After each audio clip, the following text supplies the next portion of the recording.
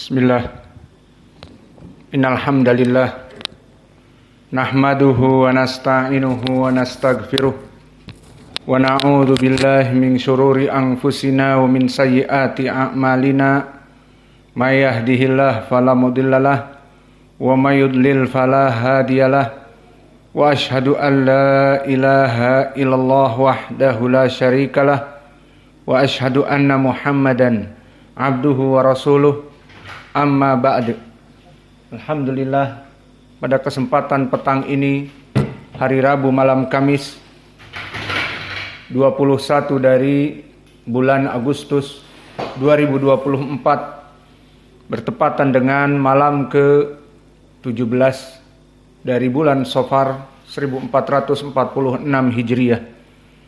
Kita lanjutkan kajian di Fakultas Ilmu Fiqh dalam pembahasan kitab Umdatul Ahkam dari Kitabul Buyu.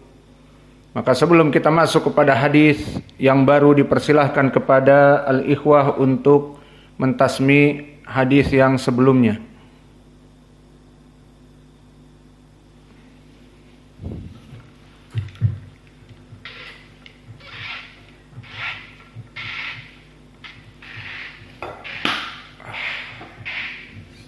Qala Nabi sallallahu ta'ala alhamdulillah nabiyullah wa qala na Rasulullah sallallahu alaihi wasallam an taqwa wa nabi hadirun biladin qala faqultu ibn Abbas ma qawluhu hadirun biladin qala ayaqulu lahu simsara la yaqulu lahu simsara.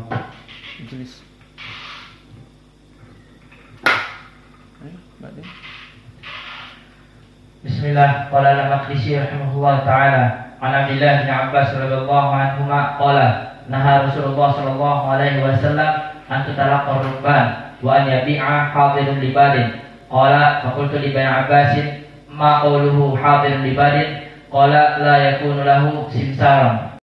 Bismillah. Qala al-muallif rahimahullahu ta'ala wa an Abdullah bin Abbas radhiyallahu anhu qala naha Rasulullah sallallahu alaihi wasallam an tutalaqqa ar-rukban wa an yabi'a hadirun bibadri faqultu li ibn Abbas ma qawlu hadirun bibadri qala la yakunu lahu simsaran. Bismillah. Qala al-muallif rahimahullah an Abdullah ibni Umar radhiyallahu anhu atau anhuma anna Rasulullah sallallahu alaihi wa ala alihi wasallam naha an bai'i habalil habalah wa kana yatabayya'uha ahlul jahiliyah. Kana rajulu yabta'u al-jazura ila an tuntaja an-naqatu thumma tuntaja allati fi batniha. Kila innahu kana yabi'u syarifa wa hiyal kabirah al-musinnah binyatajin al-janin alladhi fi batnin naqati. Maka hadis yang kita baca sekarang dari kitab Al-Buyu dikeluarkan oleh Abdullah bin Umar radhiyallahu anhuma. Kita katakan radhiyallahu anhuma maknanya semoga Allah meridhoi dia dan bapaknya, karena Abdullah bin Umar anak dari Umar ibn al-Khattab radhiyallahu anhu, dari Amirul Mukminin, orang kedua yang paling baik setelah Abi Bakar secara ijma. Maka ahlu sunnah wal jamaah dari akidahnya menjadikan bahwa para sahabat itu dari yang terbaik kepada yang terbaik berurutan. Maka setelah Nabi Muhammad, orang yang terbaik adalah Abi Bakar, kemudian Umar ibn al-Khattab, kemudian Utsman, kemudian setelah itu Ali. Ini tartib dari ahli sunnah. Dan ini yang datang di dalam hadis-hadis seperti hadis yang diriwayatkan oleh Imam Al-Bukhari, kunna na'uddu anna afdala annas ba'da Rasulillah Abi Bakrin summa Umar summa Utsman. Bahwa Ibnu Umar mengatakan telah ijma para sahabat dulu waktu Nabi masih hidup, orang yang paling baik di zaman Nabi setelah Nabi Muhammad meninggal adalah Abu Bakar, kemudian Umar, kemudian Utsman, kemudian khilaf di antara mereka. Yang rajih kemudian Ali. Maka ini keyakinan Ahlu Sunnah wal Jamaah menetapkan demikian. Sesuai dengan ucapan Ibnu Umar bahwa kami dulu di zaman Nabi masih hidup, kami para sahabat meyakini orang terbaik setelah Nabi adalah Abu Bakar. Setelah Abu Bakar, summa, dengan lafaz summa maknanya tartib. Kemudian setelah Abu Bakar, Umar. Setelah Umar, Utsman. Maka faidah dari keyakinan ini, maka setelah meninggal Nabi Muhammad, tidaklah dipilih orang terbaik kecuali Abu Bakar. Kemudian meninggal Abu Bakar, tidak dipilih menjadi khalifah kecuali terbaik Umar. Dan seterusnya sampai kepada Utsman dan Ali, dan mereka 4 orang ini telah dipuji kepemimpinannya bahwa mereka akan menjadi imam yang adil sesuai hadis Irbad ibni Sariyah, yang mana Nabi Muhammad sallallahu alaihi wasallam bersabda di hadis Irbad ibnu Sariyah, alaikum bisunnati wa sunnatil khulafa ar-rasyidin al-mahdiyyin addu 'alaiha bin nawajid. Pegang teguhlah sunnahku dan sunnahnya para khulafa ar-rasyidin yang 4. Maka ini nas bahwa para sahabat dengan tartib tadi dia disebutkan dengan khulafa ar-rasyidin, pemimpin-pemimpin yang diberikan petunjuk oleh Allah. Dan dari tartib ini, tartib ahli sunnah, keluar tartib kelompok ahlul bid'ah. Dan sampai sekarang kelompok ahlul bid'ah memerangi ahli sunnah dengan tartib yang bid'ah ini. Apa? Mereka kelompok Syiah Ar-Rafidah mengatakan orang terbaik setelah Nabi Muhammad adalah Ali radhiyallahu anhu. Maka apa konsekuensinya dari permasalahan ucapan yang bid'ah ini kita katakan tidak baik dan buruk? Karena konsekuensinya mereka until this time, sampai zaman now, ingin menumburkan pemahaman ahlu sunnah dengan Syiah.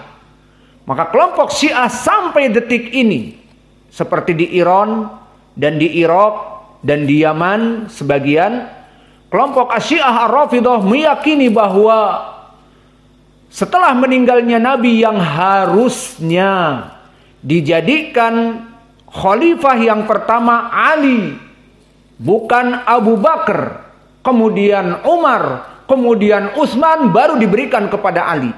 Ini yang jadi permasalahan sekarang. Mereka menggembar-gemborkan sampai detik ini, dan akan terus sampai hari kiamat, karena mereka musuh-musuh dari sunnah. Dan mereka mengikuti Yahud, dan mereka sengaja memecah belah kaum muslimin. Sudah selesai kalau kita katakan, ya sudah, mau apa lagi? Misalnya Ali sudah meninggal, mau diangkat sekarang pemimpin, sudah meninggal 1400 tahun yang lalu, atau kita katakan 1400. Maka mau diapakan lagi? Sudah meninggal mereka. Tidak, diungkit lagi dan diungkit lagi, dan pengungkitan mereka pun tidak ada dalil. Namun apa tujuannya mereka mengungkit-ungkit ini? Untuk memecah belah, bahwa mereka kelompok Syiah merasa didolimi, dan kelompok sunnah merasa menghakimi diri mereka sendiri. Ini yang jadi permasalahan sekarang. Maka oleh sebab itu keyakinan ahli sunnah wal jamaah dari segi khilafah tartib, dari segi kepemimpinan Islam setelah meninggal Nabi, ada ketertiban. Pertama yang terbaik Abu Bakar, kemudian setelah itu Umar, kemudian setelah itu Utsman, kemudian baru Ali. Adapun kelompok Syiah menjadikan fitnah ini yang harus diangkat dulu adalah Ali, maka mana dalilnya? Mereka dalilnya adalah hanya kebohongan. Dikatakan katanya Nabi menulis wasiat, dan wasiat itu ada di bawah kasur Nabi, tertulis bahwa setelah aku meninggal Ali diangkat menjadi pemimpin dan tidak pernah ada di bawah kasur itu. Nabi meninggal di pelaminan Aisyah, dan Aisyah dibenci oleh kelompok Syiah. Aisyah dituding sebagai pelacur. Maka bagaimana akan ada di ranjang Aisyah? Yang jelas ini hanya isapan jempol. Kesimpulannya apa tujuan mereka? Memfitnah, menjadikan perang di antara kaum muslimin, dan ini kenyataannya. Maka mereka menggembar-gemborkan tentang permasalahan khilafah ini yang tujuannya agar kaum muslimin saling berperang. Selesai dari permasalahan Umar, maka Abdullah ibni Umar, dia adalah anaknya khalifah yang kedua. Dan seperti biasa kita memberikan biodata dan biografi dari sahabat yang kita jelaskan hadisnya agar kita mencintai mereka. Karena kecintaan kita kepada para sahabat adalah ibadah, seperti akidah Ahlussunnah yang disebutkan Syekhul Islam nanti di lamiyahnya, hubbus sahabati kullihim li madhabun. Kecintaan kepada seluruh sahabat adalah madhab kami, kata Imam Ibn Taimiyah. Maka dari sini kita mengetahui bahwa permasalahan kecintaan kepada seluruh para sahabat dia adalah manhaj yang benar. Adapun Syiah, mereka mencintai sebagian dan membenci kebanyakan. Mereka hanya mencintai Ahlul Bait saja, seperti Ali dan istrinya Fatimah dan cucu Nabi Al-Hasan wal Husain dan yang seterusnya, dan bahkan mereka gulu dalam mencintai keturunan Nabi. Dan mereka kemudian membenci dari para sahabat seperti Abu Bakar dan Umar dan Utsman. Mereka melakobinya dengan dua togut, Abu Bakar dan Umar, yang merampok dari khilafah yang seharusnya diberikan kepada Ali. Maka inilah dari keadaan orang-orang Syiah, mereka mencintai sebagian dan membenci sebagian. Dan kelompok Al-Khawarij, mereka mencintai sebagian sahabat dan mengkafirkan dan bahkan membunuh sebagian sahabat. Maka kelompok Al-Khawarij mengkafirkan Utsman dan membunuh Utsman, dan mengkafirkan Ali radhiyallahu anhu dan membunuh Ali, dan mencintai sebagian dari para sahabat. Maka kita ahlu sunnah mencintai seluruh sahabat. Kecintaan kita kepada mereka karena Allah ridho kepada mereka dan Allah memuji mereka. Mana dalil kalau Allah memuji mereka? Di dalam ayat Al-Quran, wasabiqunal awwalun minal muhajirin wal ansar waladina taba'ahum bi ihsanin radhiyallahu anhum wa radu'an wa addalahum jannatin tajri min tahtihal anhar. Maka di dalam ayat ini disebutkan bahwa Allah ridho kepada para sahabat. Allah ridho kepada mereka, dan mereka akan diberikan surga-surga di dalamnya, mengalir air-air dan kekal di dalamnya. Maka di sini menjadi poin pendalilan bahwa kita cinta kepada sahabat karena Allah ridho kepada mereka. Dan bahkan telah disebutkan di dalam ayat Al-Quran juga, kuntum khaira ummatin ukhrijat linnas, bahwa kalian wahai manusia, para sahabat adalah manusia yang terbaik yang Allah keluarkan dari muka bumi ini. Maka ditafsirkan oleh Imam Abi Hurairah tentang ayat ini di Sahih Al-Bukhari, antum khairun nas ukhrijat linnas, bahwa kalian adalah sebaik-baiknya manusia yang Allah ciptakan untuk diikuti oleh manusia setelah kalian. Maka kita manhajnya salafi, maknanya mengikuti orang terdahulu, mengikuti para sahabat. Dan ini poin pendalilannya, kata Abu Hurairah, kalian orang terbaik yang hidup di zaman Nabi dan diikuti, dijadikan qudwah oleh orang setelah kalian. Maka dari dua ayat ini menjadi pendalilan bahwa para sahabat sebaik-baiknya manusia yang ada di muka bumi ini. Dan di hadis yang mutawatir Disebutkan juga pendalilan di hadis, khairun nasi qarni. Sebaik-baik manusia adalah yang hidup bersamaku di zamanku, kata Nabi. Berperang bersama Nabi, ikut hijrah ke Madinah bersama Nabi, dan di Makkah dari as-sabiqun al-awwalun membela Nabi dari kelompok kufar Quraisy dan seterusnya. Maka mereka para sahabat, kita mencintai mereka ibadah. Maka di sini kenapa kita memberikan biodata dan biografi dari para sahabat yang kita pelajari hadisnya, agar kita mencintai mereka. Karena barang siapa yang membaca biodata dan biografi akan cinta. Maka oleh sebab itu para syabab, tidak usah kalian membuka biodata siapa Messi, siapa Cristiano Ronaldo. Apa faedahnya? Kalian akan cinta nanti kepada orang-orang kafir ini. Maka masih banyak yang dilihat di YouTube dari permasalahan-permasalahan seperti itu, dari bagaimana sirahnya Nabi dan bagaimana para sahabat.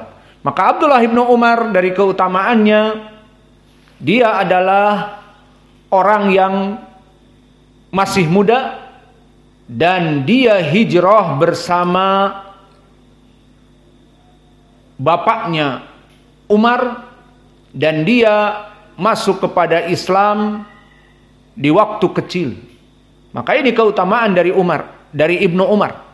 Pertama, dia masuk Islam dibimbing oleh bapaknya. Setelah bapaknya masuk Islam, dia masuk Islam. Kedua, dia hijrah bersama Umar. Kenapa menjadi keutamaan yang besar juga?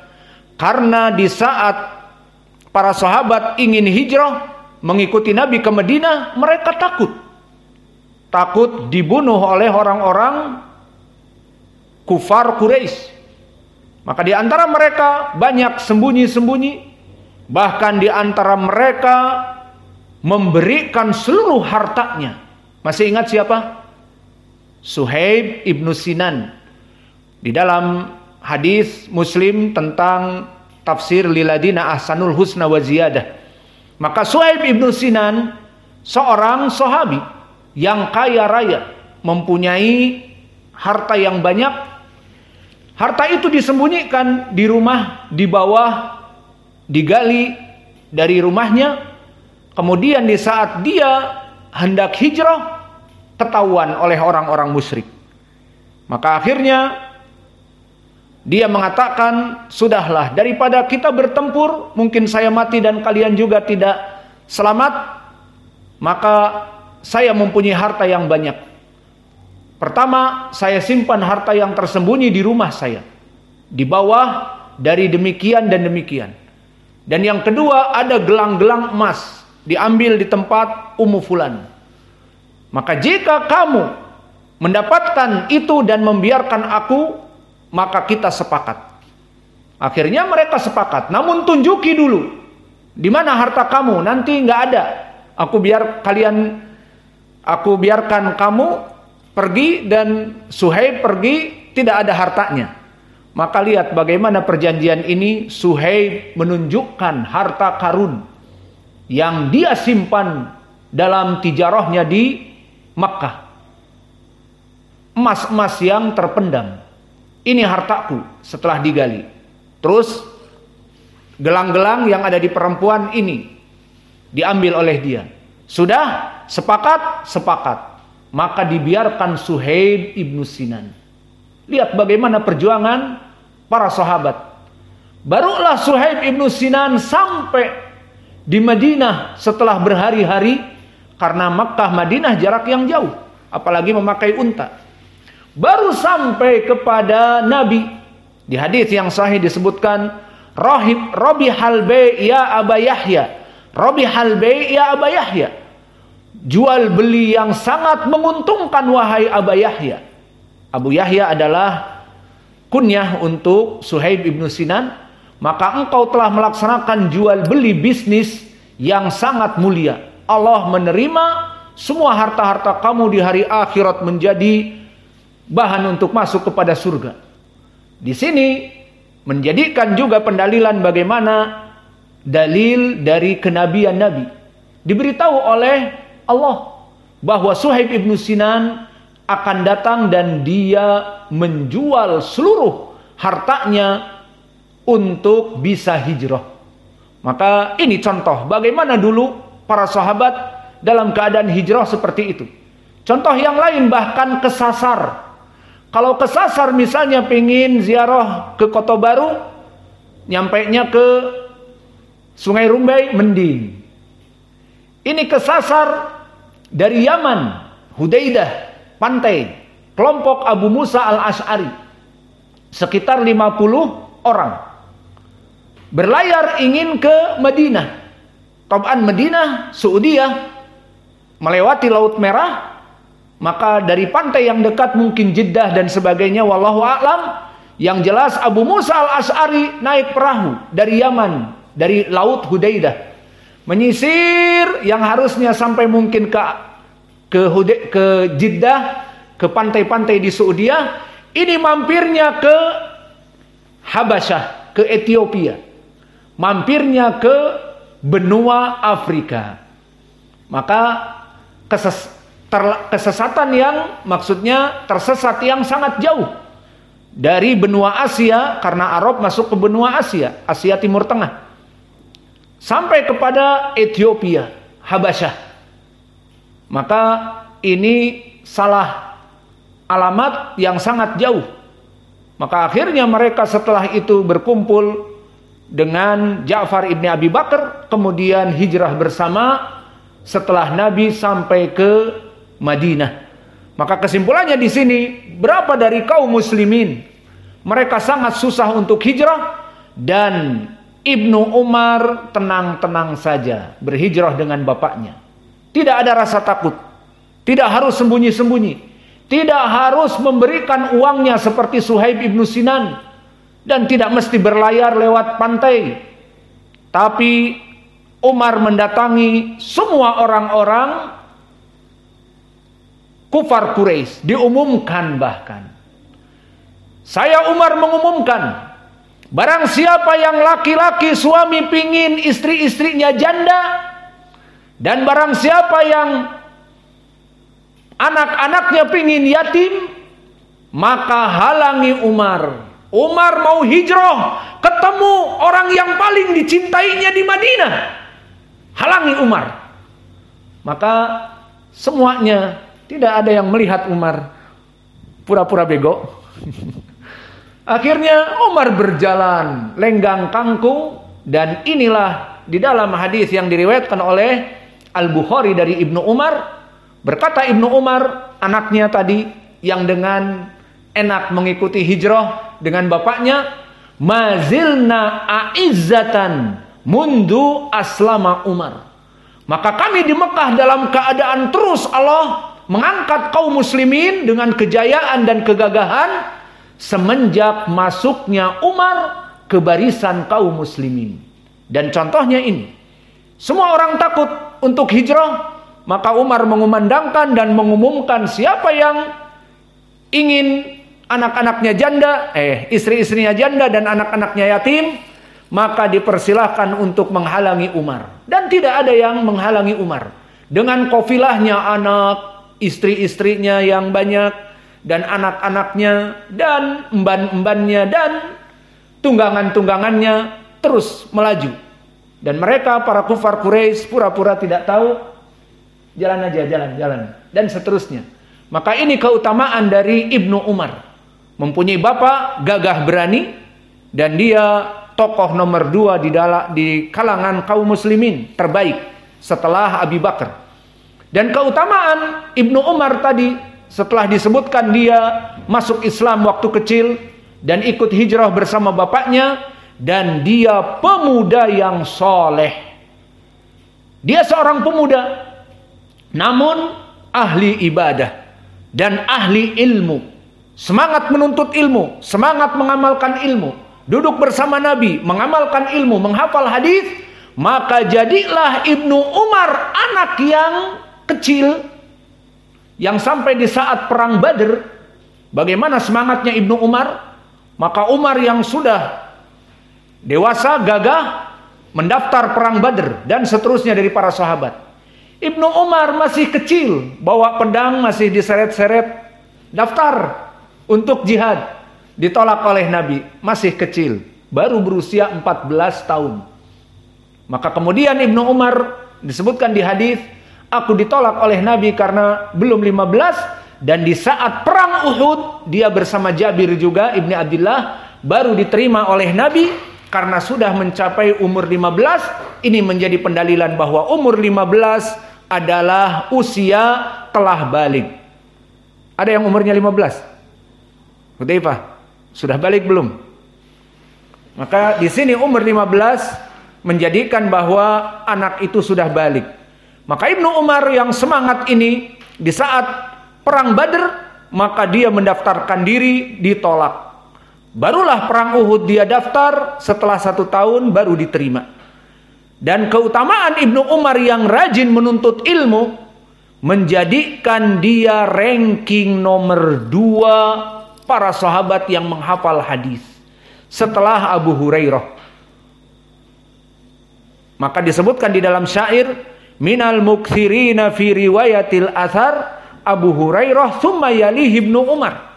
Maknanya dari para sahabat yang paling banyak hadis-hadisnya dari Nabi, pertama Abu Hurairah. Abu Hurairah duduk dengan Nabi berapa tahun? Hanya 3 tahun. Maka dia bukan dari as-sabiqunal awwalun seperti Ibnu Umar, hidup di Mekah bersama Nabi, kemudian hijrah ke Madinah, maka duduk banyak bersama Nabi, juga Abdullah bin Mas'ud, juga Abu Bakar, juga Umar, juga Utsman, juga Ali. Abu Hurairah hanya 3 tahun. Datang dari mana? Bukan penduduk Madinah, datang dari Yaman, dalam keadaan miskin dan papa. Namun semangat menuntut ilmunya ini sampai dia dalam keadaan lapar. Maka jika dia kembung karena masuk angin kelaparan, maka dia mengikat batu-batu dengan imamahnya agar keluar angin. Dan disebutkan di dalam hadis, ana ujalisu Rasulullah sallallahu alaihi wa ala alihi wasallam alamal ibatni. Aku duduk bersama Nabi dengan perutku yang lapar, mencukupkan diriku makan apa yang diberikan oleh Nabi saja. Alhamdulillah Nabi memberikan makanan, maka dakwah Nabi dakwah yang gratisan juga, dan itulah asal dari dakwah.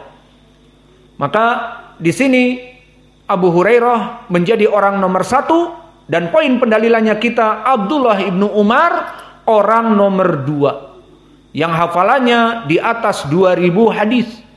Maka inilah keutamaan Abdullah ibnu Umar, dan dia selain banyak menghafal hadis, juga dia melaksanakan amalan-amalan hadis, dan dia masih muda.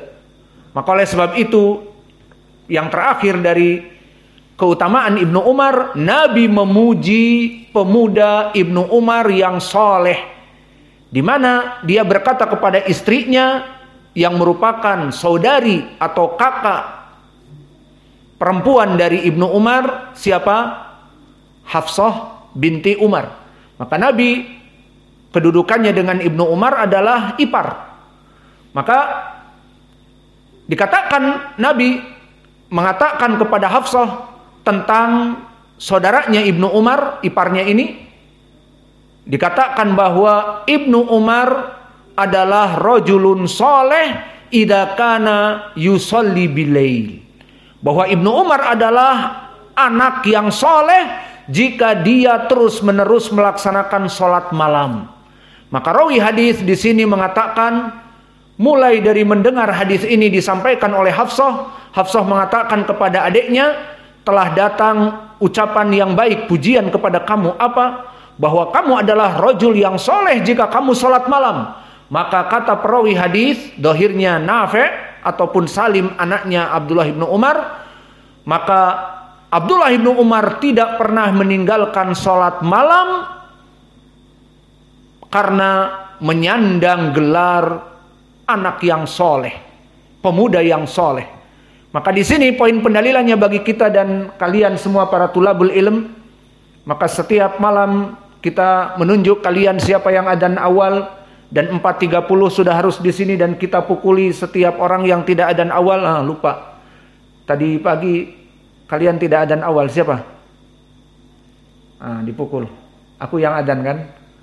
Terus ada yang terlambat? Banyak. Cuman satu. Maka kenapa kita di sini membangunkan kalian jam 4 dengan adzan awal? Karena kami ingin kalian tidak hanya belajar di sini ilmu setoran kayak tadi. Alhamdulillah, jazakumullahu khair. Setoran setiap pelajaran ilmu bukan, tetapi ilmu dan amal. Maka kita menginginkan kalian sholat malam. Please, sholat malam. Allah akan mengangkat kalian karena sholat malam kalian. Jika kalian terus sholat malam dan nanti belajar di Yaman dan terus sholat malam, kalian pulang akan menjadi dai yang besar. Diberikan rizkinya oleh Allah kepada kalian. Diangkat derajatnya. Dan itulah sirah yang dulu para sahabat menjadi tinggi dan besar. Ibnu Umar disebutkan di sini, digelari dengan rajulun soleh. Dia adalah pemuda yang soleh selama dia sholat malam. Maka Ibnu Umar mendengar hadis itu, oh, Nabi telah memujiku dengan anak yang soleh, dengan pemuda yang soleh, maka dia tidak pernah meninggalkan sholat malam. Di sini menjadi pendalilan bahwa sholat malam adalah kunci kesuksesan. Namun sholat malam, kemudian sholat fajr. Bukan sholat malam tapi tidak sholat fajr. Sholat malam di rumah, sholat fajarnya di rumah. Tidak. Sholat malam dan sholat fajr juga di masjid. Maka ingin sukses, ini jalannya. Disebutkan sebagai rajulun soleh, bukan orang yang kaya raya, bukan orang yang populer, bukan orang yang terkenal dan memimpin tahta kepemimpinan, bukan. Tetapi rajulun soleh diberikan oleh Nabi predikat dari keagamaan menjadi orang yang soleh. Maka oleh sebab itu please bangun jam 4 atau jam 4.30 sudah di sini melaksanakan sholat dan murajaah, sholat malam. Maka itu yang kita inginkan dari kalian, bukan apa-apa. Hanya ingin agar kalian menjadi orang yang besar kelak. Dan kalian nanti setelah kita mungkin tiada, dan kalian menjadi dai, akan ingat seperti kami mengingat Syekh kami Mukbil. Dan kalian akan mengingat dulu mudaris kami membangunkan kami. Ada mudir yang dia adzan awal dan gedor-gedor santri. Ada mudir seperti itu? Mudir pondok pesantren? Mungkin ada. Jarang. Dia gedor-gedor tiap pagi untuk membangunkan santrinya. Dan santrinya mesti ada yang terlambat. Mesti ada yang dipukul tiap hari. Heran. Maka di hadis ini selesai dari keutamaan sahabat Abdullah ibnu Umar, kita masuk kepada hadis. Anna Rasulullah sallallahu alaihi wasallam naha. Ma makna naha? Naha maknanya adalah melarang. Fi'lun madhi yang mana dia itu maknanya melarang. Maka kalau hadis disebutkan melarang, maknanya hukumnya haram. Maka di sini memberikan makna tahrim. Naha, Nabi melarang dari jual beli an bai' habalil habalah. Maka ini nama dari jenis jual beli habalil habalah. Maka al habalah adalah binatang. Lalu maknanya bagaimana Nabi melarang menjual binatang? Istilah habalal habalah, binatang yang bagaimana? Disebutkan di sini wa kana yatabaya'uha ahlul jahiliyah. Menjual binatang yang merupakan adat jahiliyah dulu. Bagaimana sifatnya? Kana rajulu yabta'u al-jazura ila an tuntaja an-naqah summa tuntaja allati fi batniha. Bahwa dia menjual hewan ternak. Dan hewan ternaknya ini kalau dia dari jenis perempuan yang bunting, maka dijual dengan anaknya yang bunting. Maka disebutkan di sarah setelahnya kila innahu kana yabi'u syarifa, bahwa orang ini menjual dari binatang yang sudah tua dan hamil binatijil janin alladhi fi batni naqah, yang mana dia itu hamil dan dijual dengan yang di perutnya. Berarti pengharamannya kita tahu di sini dari pelajaran-pelajaran terdahulu bahwa Nabi melarang jual beli yang ada padanya pertama al-goror. Apa itu goror? Seakan-akan seperti tidak mengetahui apa yang dia beli. Untung-untungan. Itu yang namanya goror. Nah, di sini pun masuknya kepada itu. Seseorang menjual unta, atau kita di Indonesia misalnya seseorang menjual sapi yang bunting, atau seseorang menjual kambing yang bunting. Buntingnya besar dan diketahui ini sudah sekian-sekian bulan. Tinggal sebulan lagi melahirkan. Dan dilihat perutnya besar. Misalnya, ini berapa dijual? Ini kambing betina. Kambing betina biasa misalnya 1 juta atau kurang dari itu. Namun saya hargai 1.250.000. Kenapa? Karena aku menjual dengan yang di perutnya. Nah, kalau yang di perutnya itu kembar ada 2, maka beruntung. Kalau di perutnya ada laki-laki, maka beruntung karena laki-laki itu akan dijual nanti demikian dan demikian. Maka ini yang diinginkan dengan bai' al-habalul habalah. Maka bai' di sini diharamkan. Kenapa? Karena ada goror. Kamu tidak mengetahui apa yang ada di perutnya. Bisa jadi 2, bisa jadi 1, bisa jadi cacat, bisa jadi dalam keadaan mati di dalam perutnya dan sebagainya. Maka di sini ditafsirkan oleh para ulama bahwa pengharaman Nabi Muhammad sallallahu alaihi wasallam menjual al-hablul habalah dikarenakan menjual dari perkara yang tidak diketahui, bagaikan menjual kucing dalam karung. Maka menjual perkara-perkara yang demikian tidak diperbolehkan di dalam Islam, dan ini adalah jual beli di zaman jahiliyah.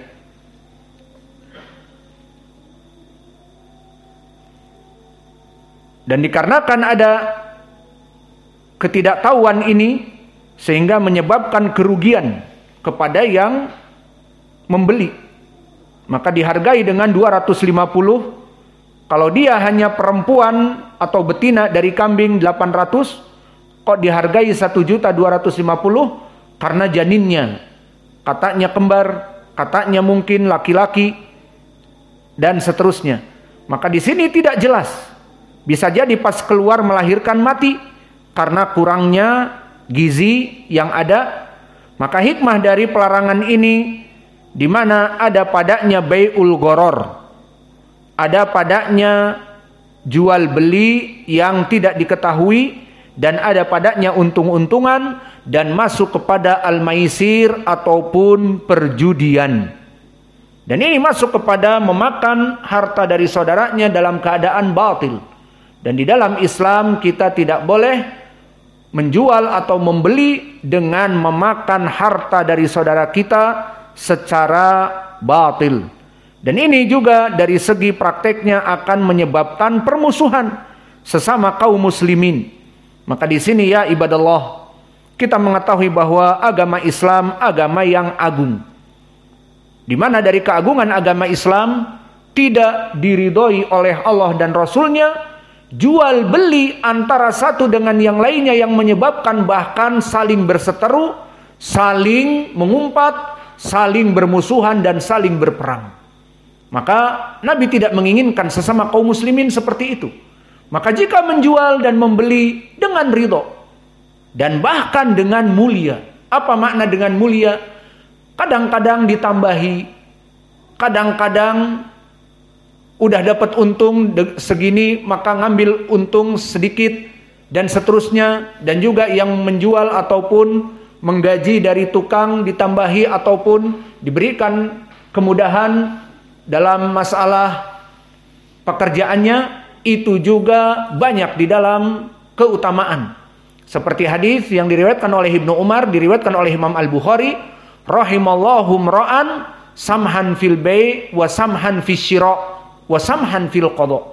Bahwa Nabi Muhammad SAW bersabda, rahimallahu mra'an, Allah merahmati orang yang bermudah-mudahan dalam menjual, orang yang bermudah-mudahan dalam membeli. Maksudnya bagaimana? Seorang penjual maka dia mengatakan ini berapa, 100.000. Maka dia misalnya membeli 50. dan sudah mendapatkan untung dengan menjual 100. Kemudian datang yang membeli, maka dia katakan 100, ditawarlah sedikit 95. Ya dia sudah untung juga. Ya sudahlah, tidak apa-apa misalnya. Maka ini dia masuk kepada hadis ini. Samhan fi syira'. Allah merahmati orang ini karena memberikan kemudahan dalam menjual. Dan juga samhan fil bay'. Dan begitupun orang yang dalam membeli, samhan fi syira', dalam membeli juga. Seperti kebanyakan emak-emak membuat capek. Datang ke warung, berapa? 500. Wah, 300. Dengan kecut dan pulang. Oh, di sini. Akhirnya berapa? 400 lah. Nggak bisa. 300. Keluar lagi. Ya udah sini. Wah, capek seperti itu. Maka dalam permasalahan ini lebih baik saling ridho, al-bay'ani bil khiyar, dan juga memberikan keutamaan kepada yang lainnya sesama kaum muslimin, kurang sedikit selama masih ada laba, maka itu masuk kepada hadis tadi. Jadi kesimpulannya, di dalam Islam jual beli itu tidak menyebabkan orang menjadi saling bermusuhan karena ada goror tadi, ada penipuan dan ada madharrah. Dan bahkan jual beli bisa menjadi sarana untuk kecintaan di antara kita. Dengan saling sepakat dan saling memberikan kemudahan dan kemurahan, maka jual beli seperti ini yang memberikan barokah. Dan hadis yang berikutnya, setelah ini kita selesai, an Abdullah bin Umar. Masih dari hadis Abdullah bin Umar, sehingga kita tidak butuh lagi untuk menjelaskan siapa dia.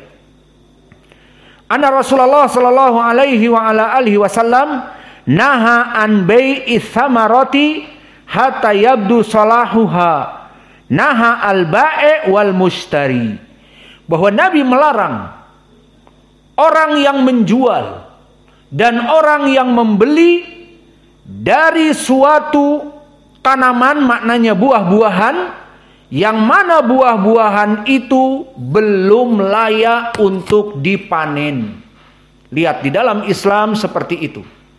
Adapun di zaman kita sekarang, banyak kita mendengar para calo-calo ataupun para bandar-bandar dinamakan pengijon. Maka mereka membeli buah-buahan masih muda dengan harga yang jatuh drastis. Kemudian setelah itu di waktu panen maka dia memanennya. Maka lihat di sini dilarang oleh Nabi yang menjual dan yang membeli. Maka sistem dari mereka yang pengijon yang kita ketahui, pertama datang kepada orang-orang yang menjual buah-buahan. Maka dilihat buah semangka yang ada di depan kita, yang mana semangka itu berapa? 45 hari. Iya, baru membesar, baru panen. Iya apa tidak? 45 hari, maka di saat hari ke-20-an mereka para tajir-tajir ini berputar-putar sekitar ladang tempat mereka menanam dari semangka. Kemudian dilihat hasilnya dan sebagainya. Sudah, semangka ini semuanya dari tadi dihitung 1 hektar misalnya, saya beli. Belinya kapan, Pak? Kan belum panen. Beli sekarang. Lalu bagaimana? Ya saya hitung. Biasanya berapa panennya? Ini belum panen, belum ada. Masih 25 hari lagi. Dan 25 hari akan membesar dan akan menjadi berat. Dan 1 kilonya sekarang 7.000 atau 8.000 dan seterusnya. Maka bagaimana? Ya sudah, mau saya beri uang. Akhirnya dihitung dengan perhitungan yang mungkin bisa membuat dia membelalak mata si orang yang akan memanen ini. Ya sudahlah, aku hitung semuanya. Kira-kira berapa? Yaudah nih, pegang langsung. 10 juta misal. Kita juga tidak tahu bagaimana dia. Dia hitung masih 25 hari. Mungkin panennya akan rusak. Mungkin dari panen itu sekarang musim kemarau, 25 hari butuh air yang lebih banyak, dan butuh kepada pupuk-pupuk yang lebih banyak, dan butuh kepada anti insekta yang butuh lebih banyak. Dihitung 10 juta rugi, tapi lumayan juga. Akhirnya yaudahlah, mana? Akhirnya dibelilah 10 juta. Padahal biasa dia panen 50 misalnya, atau 40. Tapi risiko tadi. Akhirnya ya sudah. Akhirnya dia yang punya tanah dan punya tanaman waktu kecilnya. Setelah itu didatangkan orang-orang pengijon ini seperti kontraktor, membawa bahan-bahan pupuk bla bla bla bla bla. Akhirnya setelah musim panen lebih besar dari punyanya dan lebih baik dan begini dan begitu. Akhirnya dia merasa dongkol, aku mendapat 10 juta dan dia menjual dengan harga 1 kilo bahkan 9.000. Akhirnya dia kaya raya, mendapatkan keuntungan 80 juta dari modal 10 juta dan seterusnya. Maka orang ini akan merasa marah. Dan begitu pun kebalikannya, bisa jadi dia merugi. Pohon mangga, beberapa pohon, sudah, ini pohon mangga aku beli, belum berbuah, pokoknya sudah saya hitung sekian-sekian. Ternyata dibeli, ada musim setelah itu sepekan, musim rontok dari buah mangga dikarenakan serangga, maka hancur semua yang dia beli. Maka di sini para penjual akan mengatakan, bukan kesalahan kami. Kamu telah membeli dan kami telah memakan uang kamu dan kamu gagal panen.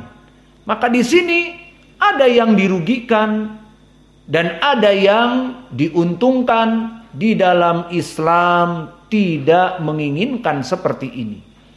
Membuat orang sakit hati dan membuat orang merugi itu tidak diinginkan. Antara penjual dan pembeli, kata Nabi, al-bay'ani bil khiyar malam yatafarraqa. Setiap yang menjual dan membeli, mereka saling menawar dan saling ridho, saling memanfaatkan apa yang dijual dan membeli apa yang diinginkan, berpindah tangan hak kepemilikan dengan dibeli, maka senang. Dan yang menjual, dia akan membeli lagi dan menjual lagi, masuk kepadanya income juga, akan senang. Inilah inti dari jual beli yang diridhoi di dalam Islam. Maka adapun jual beli yang dilarang juga tadi, naha an bai'i tsamarah hatta yabdu salahaha. Dilarang. Tapi dilarangnya sampai kapan? Hatta yabdu salahaha. Sampai waktu panen atau sampai waktu si buah itu bisa diambil manfaatnya. Maka di sini yang dilarang siapa? Al-bai' wal mushtari. Dilarang yang menjual dan yang membeli, keduanya dilarang. Kenapa? Karena keduanya yang akan saling berseteru nanti dan akan merasa dirugikan. Maka dilarang dari pembeli dan penjual. Kenapa tidak penjual saja dan kenapa tidak pembeli saja? Karena penjual jika yang dilarang yang jual, maka yang membeli menyodorkan kesediaannya, akan terjadi pengharaman ini.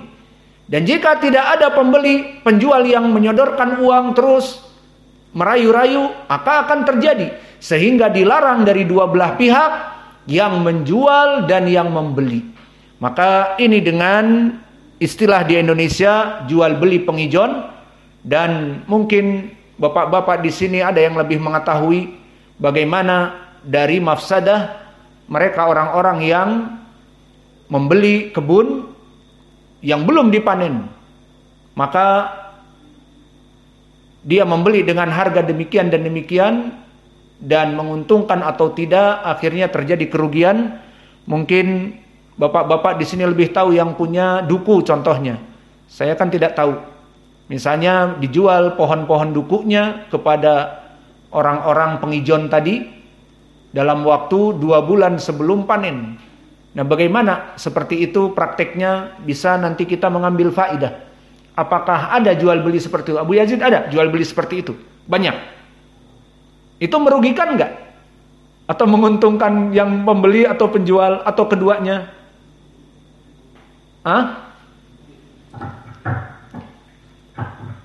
Kebanyakan yang pembeli yang jadi untung. Pembeli. Ya. Terus yang ini menjual? Yang menjual kadang-kadang ada juga yang untung. Yang nggak nunggu-nunggu apa lagi, nunggu burung, monyet. Itu untungnya. Itulah. Al-muhim di sini dilarang oleh Nabi dikarenakan ada perkara-perkara yang masih harus ditanggung oleh yang menjual dan oleh yang membeli, terutama orang-orang yang membeli. Di sini menunggu dari 2 bulan itu, bagaimana keadaannya tidak tahu. Apakah akan ada serangga yang merontokkan dan sebagainya. Dan juga penjual yang kalau dia menjual dalam keadaan sudah masak, maka akan beruntung lebih banyak uangnya. Namun di saat menjual dalam keadaan masih hijau atau masih hijau, jadi dinamakan pengijon, maka harganya jadi lebih murah. Inilah yang diberikan faidah oleh Nabi kita tentang larangan menjual buah-buahan, tanam-tanaman sebelum yabdu solahaha au solahuha, sebelum bisa dimakan atau sebelum dipanen. Wa naktafi ilahuna wa jazakumullahu khaira wa barakallahu